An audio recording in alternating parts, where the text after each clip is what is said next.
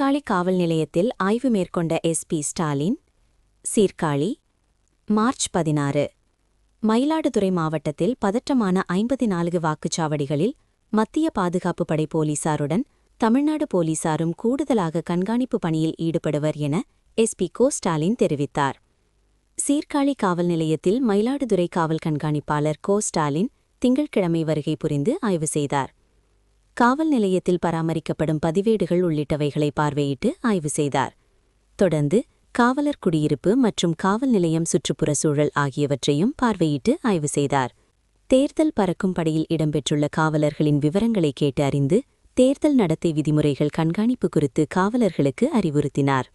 பின்னர் செய்தியாளர்களிடம் மாவட்ட எஸ்பி கோ ஸ்டாலின் கூறுகையில், மயிலாடுதுறை மாவட்டத்தில் மொத்தம் 950 வாக்குச்சாவடிகள் அமைக்கப்பட உள்ளது. இவற்றில் 54 வாக்குச்சாவடிகள் பதட்டம் நிறைந்தவைகளாக இருக்கும் என கண்டறியப்பட்டுள்ளதால் அவற்றில் தேர்தலின் போது தமிழ்நாட்டு போலீசாருடன் இணைந்து மத்திய பாதுகாப்பு படை போலீசாரும் தீவிர கண்காணிப்பு பணியில் ஈடுபட உள்ளனர். தேர்தல் நடைமுறை விதிகளின்படி வாக்குச்சாவடி மையங்களில் செல்போன்கள் எடுத்துச் செல்ல அனுமதிக்கப்படாது என்றார்.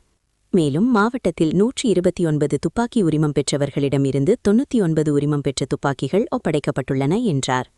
ஆய்வின்போது டிஎஸ்பி சரவணன், இன்ஸ்பெக்டர் கமல்ராஜ், நிலை எழுத்தர் கண்ணன், உதவி ஆய்வாளர் வீரராகவன், போக்குவரத்து காவல் உதவி ஆய்வாளர் அங்கவை ஆகியோர் உடனிருந்தனர்.